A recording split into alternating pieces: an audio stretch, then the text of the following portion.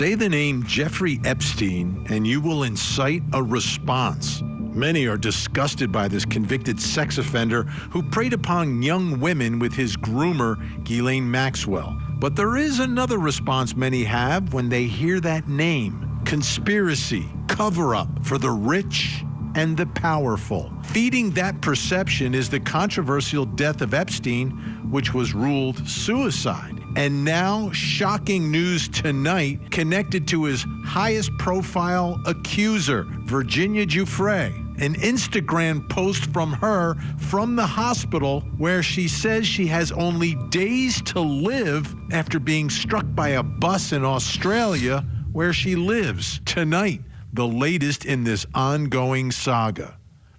But first, there has never been a trial quite like this one. Outside the courthouse, Karen Reed supporters cheering on Karen and her high-profile defense team, dressed in pink, supporting her and blaming police for the cover-up of the murder of her boyfriend, John O'Keefe, and accusing them of framing Karen for the crime.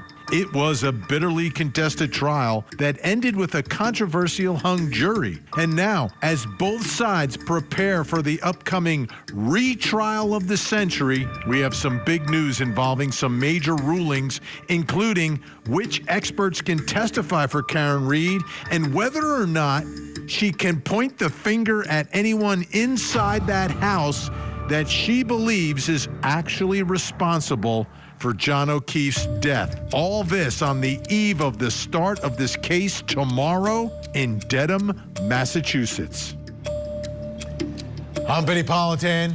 Thank you so much for joining us tonight here on Closing Arguments. And yes, April 1st, which is tomorrow, no joke, the Karen Reed retrial of the century begins. Seems like yesterday, but it was last year that we were in Dedham, Massachusetts.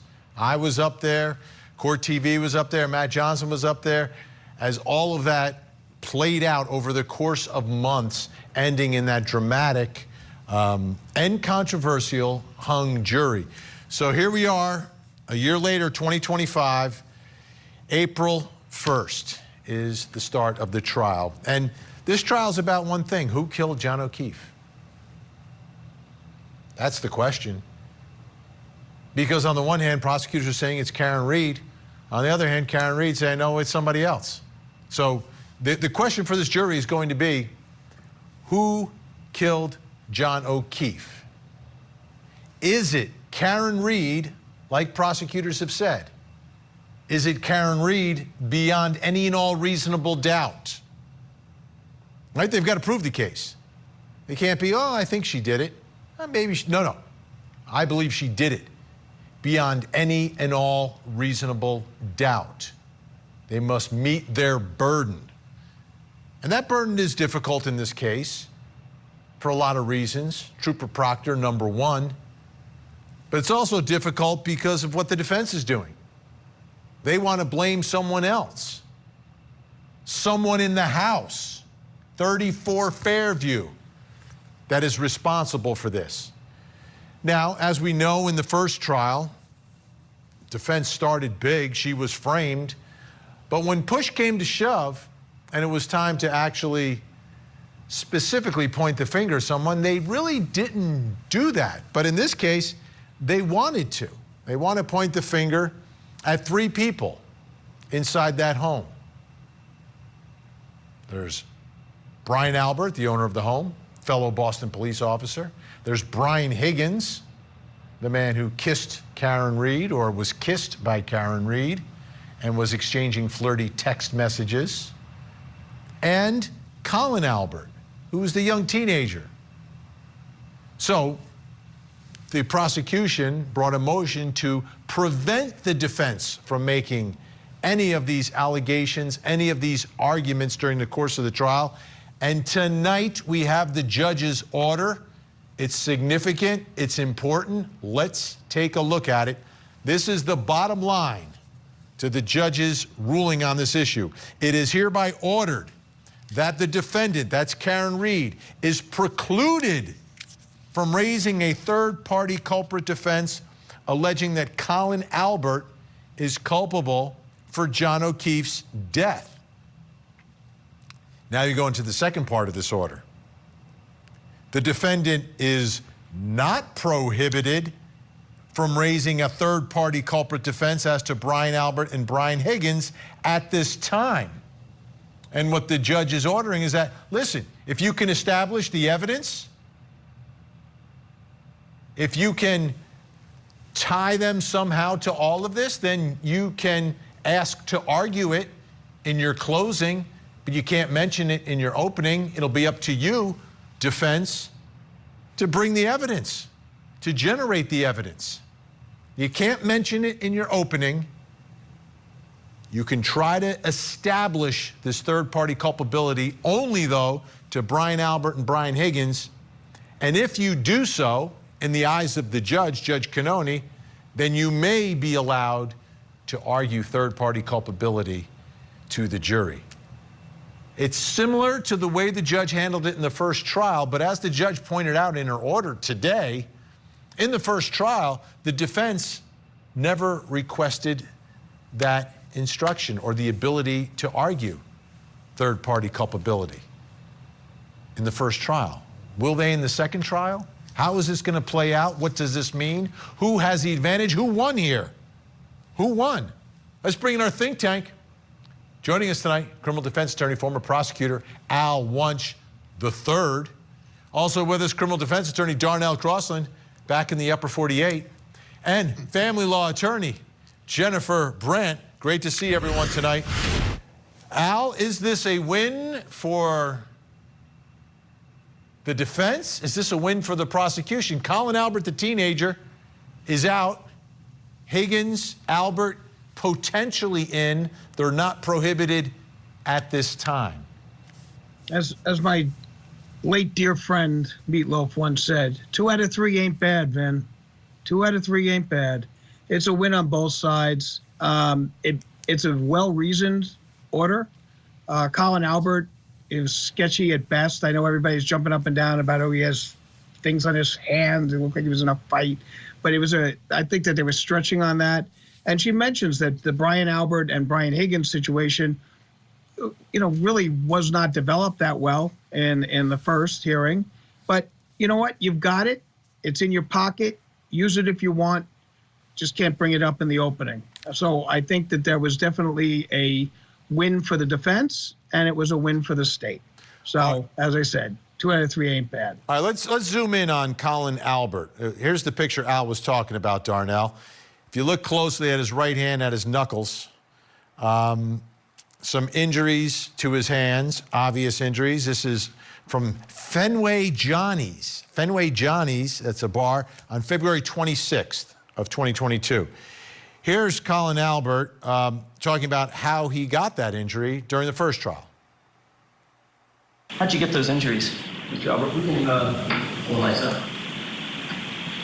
I was at a party, my house party my senior year, and I remember it being icy out, and it was kind of like a steep hill of a driveway, and I was walking up the driveway, and I slipped down the driveway, and I tried to catch myself, but I had something in my left hand, so I had tried to brace myself with my right hand, and I ended up sliding a little bit down the driveway. What'd you have in your left hand? If I remember, it was either my phone or a beverage. And here's another photo that precedes the first one I showed you from Fenway Johnny's. This purports to be from February 11th. Oh, we lost it. Oh, there it is. I still can't see it. Here we go. So this precedes it, and what they're saying is, in these photos, those injuries are not there. Bingo, look at that. So, Darnell Crossley, was this the right call on Colin Albert? Well, I slightly disagree with Al in terms of a win-win. Whenever the defense is restricted in any way, I view that as a disadvantage.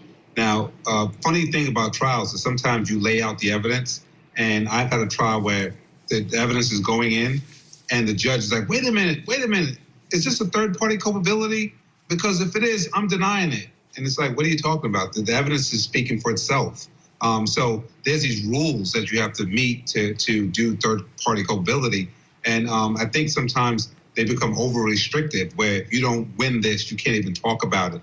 But the evidence directs itself. So I think it's not a win-win. It's a shucks. Here we go again with tightening the reins on the defense attorney. And I think they just have to play it out. And what's interesting is I got on the phone this afternoon, and I was calling up to Leah Foley's office. If you know, she's just been appointed U.S. Attorney for Massachusetts. And I just had a case with her last year. And I was calling to congratulate her. And one of the biggest things in her office, which is the federal office, is whether she's going to step in on the Karen Reed trial. And it's like the weirdest thing. They're knocking down her door. She just had a big interview on CBS about whether, in fact, she's going to step in on the Karen Reed trial. And she's closed up on that. But I don't know what's happening, Mass, that they're going into the federal prosecutor's office saying, hey, come over into this trial. So it's going to be a show, and it's not going to end anytime soon. Let's take a listen to this, Jennifer. Here's Brian Higgins talking about what was going on between him and Karen Reed. And this is pretty close to the time that John O'Keefe dies, within weeks. You exchanged flirtatious texts with Miss Reed, is that right? Is the incident you're referring to when she kissed me? No, I'm saying after that. After that incident, yes, after the Patriots game. Okay, yep. You exchanged flirtatious texts We did. with Miss Reed. I did. Karen didn't stop what she was doing once she was over in the corner of the bar and come over and say hi to you. I didn't have any interaction with her that night, no. So safe to say that throughout that evening, once she was sidled up next to John O'Keefe or friends that she was with, she never turned back around and came over and even acknowledged you, correct? That's correct. So she basically ignored you the entire evening. That's not how I interpret it, no. So, Jennifer Brandt, there's definitely some history there, and we have video from the bar that night, and you can see Brian Higgins. Here he's doing a little shadow boxing with Brian Albert. Those two, and then you look to the right, and that's where Karen Reed and some others are over there. What are your thoughts about Brian Higgins? Do you think that the defense can establish enough that Judge Cannoni would actually permit them to argue that Brian Higgins may be responsible for this? I think that they're certainly going to try, and I think that they should try. I mean, because they want to show that there are other people that were involved that may have had a motive to harm John O'Keefe, and that it wasn't Karen Reed. And the more that they could point to third parties, you know, other people who had something going on with John O'Keefe, or a reason to be angry with him, or a reason to, you know, want to be with Karen Reed and be angry at her boyfriend or whatever, you know, the stronger case that they can make out that it wasn't her that did this. So I think, yeah, I think they're going to try to do that. They didn't do it too much in the first trial, but then again, this is like a replay. So they get to look at what they did and didn't do in the first trial and try to do a better job. So yeah, I think they are going to try to develop some of these third-party culpability issues for sure. Now, in the second trial, they're going to have a little bit more evidence relative to Higgins, because there's apparently a video of him on the phone after the party when he goes back to the Canton Police Department, where he works out of as a DEA agent. He has space over there. Then there's also, we can't forget, the dueling butt dials. Let's take a listen. Sir, did you make any phone calls after you went to bed between the hours of 1:45 a.m. and 6:30 a.m.? Yes. Who did you call? I inadvertently called Brian Higgins. What time? I don't recall the exact time. After 2. 2:22 and 35 seconds. Does that sound familiar? Yes. Did you speak to Brian Higgins at any point between 1:45 a.m. and 6:30 a.m. that night? No. You say you inadvertently called him at 2:22 in the morning. Yes. How did you inadvertently call him? Well, I don't know, because it was inadvertent. So I have to explain that. Well, it's kind of like a butt dial. So according to your phone records, you placed a call to him, and then 17 seconds later, he returned a call to you that lasted 22 seconds. Correct? That's what the records reflect, yes. When you woke up in the morning, you obviously checked your phone, did you not? I don't know if I did. Are you telling this jury that the call that came into your phone was a missed call, or did you answer it? I did not answer it. So it would have been a missed call. I just know I didn't answer the call. So it would have been a missed call. Well, I don't know. I don't know that to be a fact. I just know I didn't answer the phone call. Okay. I missed the call, yes. All right, Al, what are your thoughts about I mean, is this plausible? Dueling butt dials? You know, I mean, that was one of the weirder parts of this case, and this case has a lot of weird parts. Well, these are the two guys, though. These are the two guys that they are permitted to pursue potential third-party culpability against, and they're butt dialing each other, allegedly. And well they should. Okay, I'm glad that they're still in, and I'm glad that there's a possibility that something could be brought up about it. I just don't know what the significance is of the butt dial. I don't know why, if the guy made a call, why he didn't say he made the call. If he picked up the call, why he didn't say he didn't pick up the call. Well, what the defense would say, if you just murdered someone or killed someone and laid him out in the front yard and you're kind of getting updates, is he still out there? Is he moving? I mean, things like that would be the obvious inference from the defense perspective here. It would also be the obvious inference that you called to make sure he got home safe. You know, there was a lot of drinking going on, Vin. So, hey, man, dude, you get home okay? You all right? But they don't acknowledge it's snowing talking. Out there. But it's snowing. But they don't acknowledge talking. And I guess I don't know. No, but that's what I'm saying. They're not That's why I'm saying that it doesn't necessarily. The butt dial situation does not lend itself to me saying that that's the signal for, you know, I killed John in the yard. I mean, it could have been. Well, it's not a signal. What the defense is saying is that they actually spoke to each other. That the butt dial is not a real butt dial. They actually spoke to each other. But we shall see. We're out of time for this segment, Al. You know there's a limit on this. I don't have unlimited time. Yes, Okay. you do. When we come back, was the crime scene investigation botched? Plus, coming up next hour. Tonight on Vinnie Politan Investigates the Idaho student murders.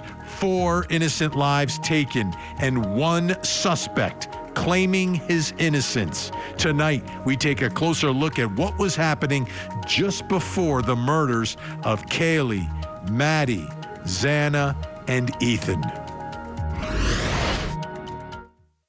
Join Court TV's Vinnie Politan with the latest and breaking true crime stories. Now, let's look at the other side of all of that. Vinnie Politan Investigates tonight, 9/8 Central, only on Court TV. A trial capturing national attention as a widow stands accused of brutally killing her husband. It's a must-see case on Court TV. The Battered and Burned Murder Trial. Live coverage weekdays, 8/7 Central on Court TV. Yeah. What if we bring in a witness to talk about the fact that the evidence is so overwhelming that it should imply a certain finding by the jury? This invites that. This invites a debate between people's personal opinions. That's done outside of the courtroom, not in a courtroom.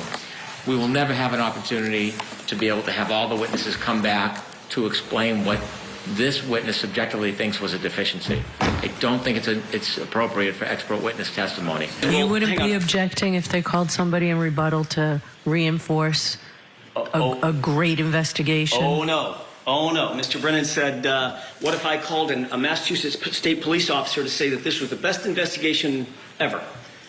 I have 2 words. Do it. Do it. I'd love that. I'd love a shot at that. So the defense wants to bring in an expert to talk about how bad and botched the police investigation of the crime scene was. And here's the judge's order. Prosecutors objected to it. The judge says the defendant seeks to admit expert testimony from Michael Easter, retired FBI, to opine on law enforcement's failure to adhere to his standard investigative policies and protocols. Jurors are perfectly qualified to evaluate the adequacy of the police investigation in this case without the assistance of expert testimony. The Commonwealth's motion in limine to exclude the defense expert Michael Eastern's opinion of the investigation is allowed. So that expert will not be permitted to testify for the defense about how bad the investigation of the crime scene was in his opinion. For those of you who don't remember the crime scene, take a look. I mean, that nor'eastern was coming in. So the night before it started to snow, and then it just continued. You can see the ice. You see one of the shoes on the side of the road. There's a piece of a taillight that is found. You've got these cups full of blood from the snow. And here are the crime scene investigators at that scene. So it's not a normal crime scene. Might be somewhat normal for Massachusetts and some states in the United States, but it's not ideal conditions. So the defense not allowed to bring in an expert, but we are allowed to bring in an expert. And joining us, retired police officer after 2 decades, an expert at analyzing crime scenes. He now trains investigators. Dr. Mike McCutcheon, we got you in tonight. Judge couldn't keep you out, so here we go. No, I'm so glad, man. I was hoping they would ask me when I saw that, because I'm like, I'm ready to go. All right. I want to go through a few pieces of the investigation that the defense has attacked in the first trial. First, here's Paul Gallagher from Canton Police talking about collecting blood evidence. Your testimony was temporary evidence containers to collect that blood, correct? Yep, we utilized cups, plastic cups. Those were red Solo cups, right? That's correct. The same kind of red Solo cup you'd drink beer out of at a barbecue? Yeah, sure, you could. Objection, Your Honor. Start. I'll allow it. There's nothing special about the red Solo cup? Other than their plastic, nothing special. And where did you get those red Solo cups? We got them from Lieutenant Kelleher. So in other words, you got to use your words, the evidence containers from a neighbor. Correct. He had some Solo cups in his house. Now, we asked him if he had any plastic containers, any type of plastic container that we could utilize. Okay, Dr. Mike McCutcheon, your thoughts about the Solo cup blood containers? Wow. You know, I don't know where to begin. There are circumstances that if it is like a situation, there's a snowplow coming and you need to collect this evidence and you're like, I'll take anything. Give me anything. I need to collect this evidence before a snowplow comes. Fine. That wasn't the case. How any investigator can come to a death investigation and not have the proper equipment to collect evidence. You saw that there's 6 containers all in one bag. Those are touching each other. Those are all touching each other. Now, I'm assuming that that's going to all be the same DNA, but we don't know that when we're collecting it. You have 6 containers all in one bag. They're not sterile. The way they should have collected those is they could very simply use like a gauze pad to soak up that blood, and then as the ice melts and soaks up that blood, and store it separately. Putting them all together, why collect 6 of them? That's one big piece of evidence, because that has all been cross-contaminated. That is egregious on the handling of that evidence. And we're looking at this photo. I don't know if you can tell, but it looks like that's the rear tire of Karen Reed's SUV. So this is being done right at the scene, the photograph. I want to show you something else. Here's another piece of equipment that they used at the scene. It removes the snow. I was removing the snow layer by layer. And right here, you can see it exposing the cocktail glass. You're going to see red spots appear as I remove it layer by layer. These pink spots start to turn to be dark red spots. Had you ever used a leaf blower in a crime scene preservation effort? First time. All right, Dr. McCutcheon, your thoughts about the leaf blower? I mean, it's a good way to get rid of the evidence. I mean, again, I don't know. I couldn't explain what they were thinking when doing with this. You have to think of that evidence as if you were doing like an archaeological dig.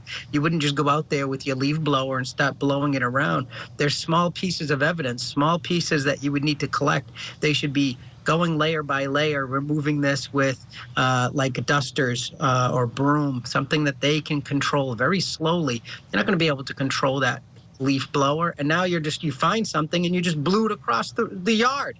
And where its location is could be very important, where you're saying, oh, the tail light was at the front door. Well, you just blew it 5 feet, 10 feet away. Well, now you can't say, oh, well, it was next to the car, it was next to the door, because you just changed the location of it. One of the most important pieces is if you have good evidence, if the prosecution has good evidence, what the defense has to do, and what they're doing here successfully, is show that the collection of that really good evidence was done incompetently. And you only need, and we saw in the last one, you only need to convince one juror that the police were incompetent in their collection. And here's 2 examples where I would agree. I would agree with that. All right. Well, I want to show you one more thing. This is a Sergeant Buchanan from the Massachusetts State Police testifying about returning to the scene. This is 12 days later. You returned to the scene on February 10th, is that right? To conduct another search, you say? I was present on the 10th, yes. Who dispatched you back to, or did anybody dispatch you back to that location on February 10th? How did you end up there is a better way to ask it. February 10th, just like previous days, we made plans to go to the location in the morning, in the afternoon, drive by. I was on my way to work and to home. So I traveled that route on purpose. And as evidence revealed itself due to the natural melting of the snow, we would stop and collect the visible evidence. As it relates to the February 10th search, where there were multiple items found, did you seek to have CSSS come out and actually either mark with GPS coordinates or measure with cross coordinates exactly where each item of evidence was found? We did not do that. We had collected so much evidence already, and so much has been documented at that point, that we did not contact crime scene services to come back out and photograph more shards of glass and plastic. We simply collected it for processing. Are you aware that this particular bag, that bag that contained those 6 items of plastic material that you already deemed was incredibly important to the investigation, was never booked into any evidence until March 14th, the date that it was submitted to the crime lab? I was not aware of that, no. All right. What do you think of that? Going back to the scene, I guess, several times as the snow is melting up there in Massachusetts. It's fine if you secured the crime scene. So they keep going back, but this, from what I understand, the house isn't locked down. There's still people having access to it. If you locked it down and you had a perimeter around that and you had it locked it down so no one could enter into that crime scene, and you said we're going to wait, I have no problem with that. But if you say, you know what, I'm just going to go check it out, you have people walking around. They could be moving evidence. They could be adding evidence. And again, you only have to convince one juror. But it's an open room. They're just or open yard. There's nothing there. And to say the first thing you learn about crime scene processing is documentation. And he's like, oh, well, we took a lot of pictures already. That's unacceptable. If you're collecting it, you're taking a picture of it so that this doesn't happen. And when I say, yes, I collected this, 12 days later, and here it is by the door before I picked it up and before I put it in a bag. Here's a picture of it. It takes nothing. It takes no effort. That is ridiculous to say, oh, we already took some pictures. Unacceptable. Dr. Mike McCutcheon, always great to have you. Thank you so much. We'll be speaking a lot during the course of this trial. Let's get back to our think tank. Al Wunsch III, Darnell Crossland, Jennifer Brandt. Jennifer Brandt, what did you think of the way the scene was handled? Well, it looks like it was a botched job, especially in the opinion of Dr. McCutcheon, who really knows this. And I think that's why it's so important that the defense be allowed to have an expert testify about the botched crime scene. Because what does an expert do? An expert helps the lay public understand something that they wouldn't otherwise understand. And while we can, the police can be cross-examined about what they did and didn't do at the crime scene, an expert like Dr. McCutcheon really can get into what's proper, what should have been done, why this was wrong, better than any cross-examination. So I'm really shocked that the judge disallowed the defense expert to come in and explain, because I don't think the jury would necessarily know what's proper procedure and what's improper procedure. So I think this was a loss for the defense. Darnell, what do you think? I agree 100%. You got a leaf blower. He never used it before. He's blowing things around. Terrible job. Terrible blow job, Vinnie. He should not have been allowed to do it. And I got one word for this guy, and that's a jury request for what they call an inadequate police investigation. We use this all the time. All you have to do is prove that this job was done incorrectly, and you ask the judge in their closing arguments, after your closing arguments, to give the jury what they call an instruction for an inadequate police investigation. And I think if they would allow the expert to build on that, that would have supported that jury request. And they should make the jury request anyway. Al, you've been shaking your head. Yes, because first of all, that was not one word, but that's besides the point.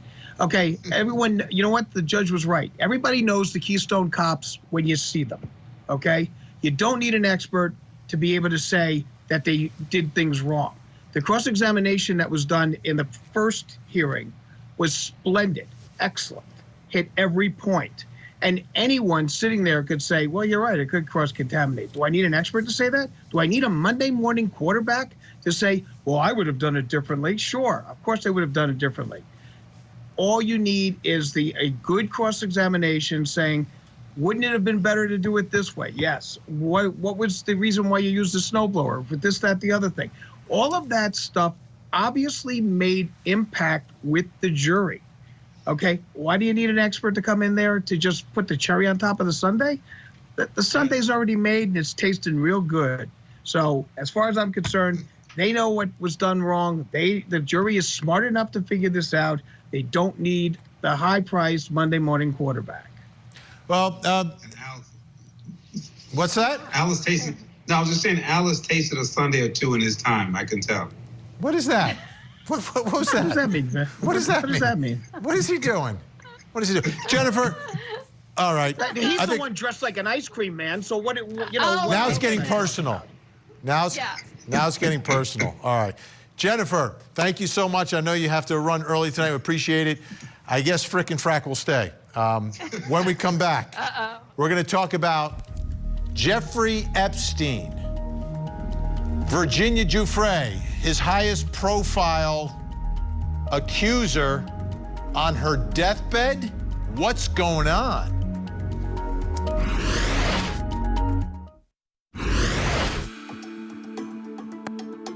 What do you make of Prince Andrew's denials? Can you comment on that? You said you won't be silenced.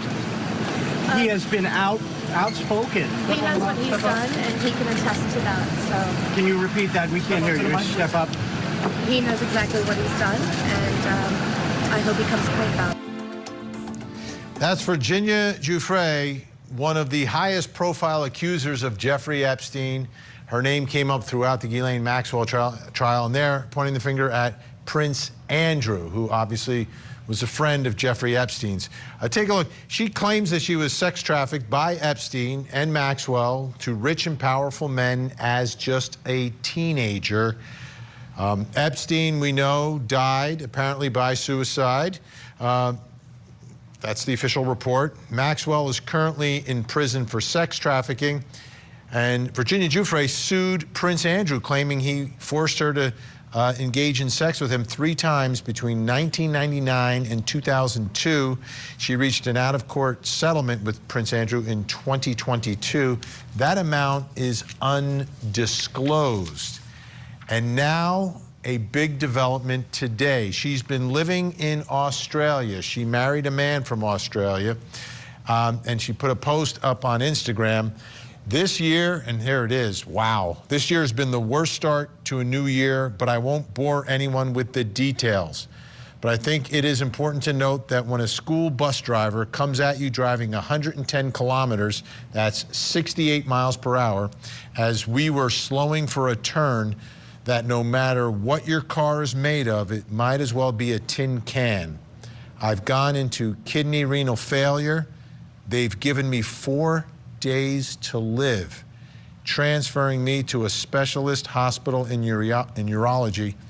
I'm ready to go. just not until I see my babies one last time. But you know what they say about wishes.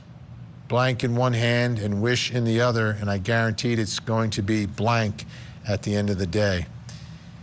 Thank you all for being the wonderful people of the world and for being a great part of my life. So she is announcing that they've told her she just has days to live, but getting struck by a school bus going 110 kilometers. Let's bring back in the rest of our think tank, Al Wunsch III, Darnell Crosland. So what does this mean now? If all this is true, and hopefully it's not, hopefully she will survive all this, but she may not according to what she's saying she's been told. Will this add to the legacy of the conspiracy here?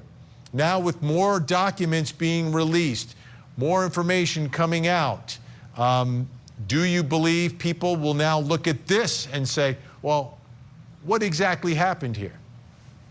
Well, people love conspiracies, so they're going to see what they want to see, regardless of the fact that the bus driver was going at 68 miles an hour on a bend.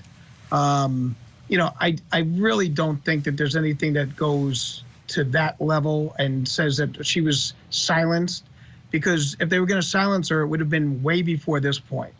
Now, well, we are at a point, though, where the understanding is that there are going to be more documents released. No doubt, but here's the thing. Okay, first and foremost, and I know, Vinnie, you're going to join me on this, and even Darnell will. We, you know, our prayers are with her and with her family, and that we do hope that she does recover from this, and it just would be a wonderful, you know, part of the story if she does recover. And that is, I want to make sure that everyone realizes that. But you know, you've got a situation here with Prince Andrew, the Duke of York. Okay, and I don't think people understand who he is actually. He's the younger brother of King Charles. Okay, he's the third child and the second son of Elizabeth II and Prince Philip. Okay, you know, these are not, you know, unpowerful people, obviously, but nothing at this stage of the game. There was an undisclosed amount that she settled for. Obviously, there was something taken care of. He's made a fool out of himself with regards to any interview he's done relative to this incident, relative to what he's known about Epstein and things along those lines. I don't think at this stage of the game that we need to start looking into this as the, you know, the JFK conspiracy reboot. And that, you know, someone dies somewhat, you know, in an accident. Let me ask you, before we run out of time, Darnell, is this something that you believe investigators in Australia will take a closer look at, or just look at it as an accident and do no further investigation? It's going to be looked at just as an accident with no further investigation. It's too attenuated from the Epstein matter. Now, the conspiracy theorists don't need much. Princess Di, same thing. They didn't want her dating, I guess, the guy she was dating, and then she had a car accident. You know, Andrew Bourdain hung himself from a doorknob. I mean, whenever you get wrapped up into the rich and famous and these powerful people and you end up with a car accident, and that's such an eerie text message or post. So it's going to be fodder for the conspiracy theorists, and it does look a little bit suspicious to me. All right, we're out of time. Al Wunsch, Darnell Crosland. Over the course of the next week, when you come back, I want you to think of something nice to say about one another next week. Okay.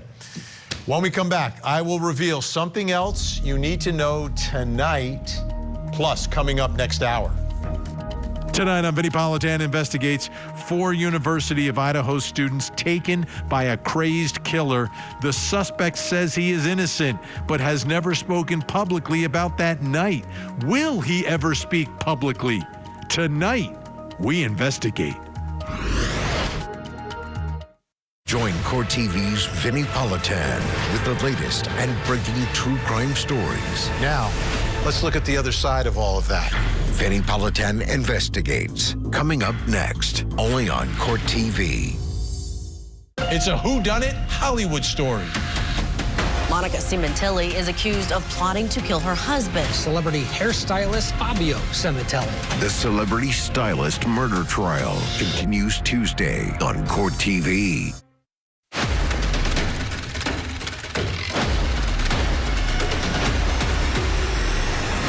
Welcome back. Time to reveal something else you need to know tonight. Let's take a look at the big board. On the witness list, the man on the right, that is Nate Eaton from the East Idaho News, the man who broke the story of Chad and Lori Daybell and unpeeled the layers of that story. Take a listen to him on East Idaho News on YouTube earlier today because he's on the witness list. The judge, Bursky, has scheduled a hearing for this afternoon at 1:30 over the issue of me being on Lori's witness list. Our attorney has been advised to be there. I will be there, of course. I don't know if I'm going to be asked to speak or say anything, but hopefully this issue can be resolved and we won't have to talk about it again. It's likely that he will ask Lori Vallow Daybell why she wants me as a witness and why her reasoning supersedes the First Amendment, especially when I really don't know anything that she would want me to testify to, and that everything I know came from my interviews and my news gathering processes. All right, let's take a listen to Lori Daybell explaining why she subpoenaed Nate Eaton and put him on his witness list.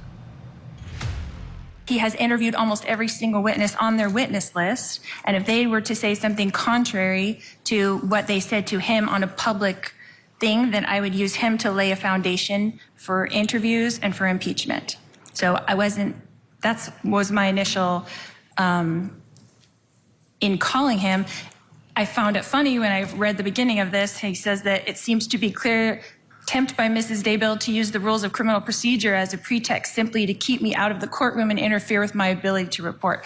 So I had to laugh at that because it hadn't even occurred to me that he wouldn't be able to be in the courtroom if he was a witness according to 615. So that wasn't my intention. It was never my intention to do that. It was just to have him on hand if we needed to do that. If a witness got on the witness stand and said something different in testimony than you saw on an interview with Mr. Eaton, you would then play that interview. You wouldn't even need Mr. Eaton to do the impeachment because you could impeach them with the interview by playing it for them in court or something like that.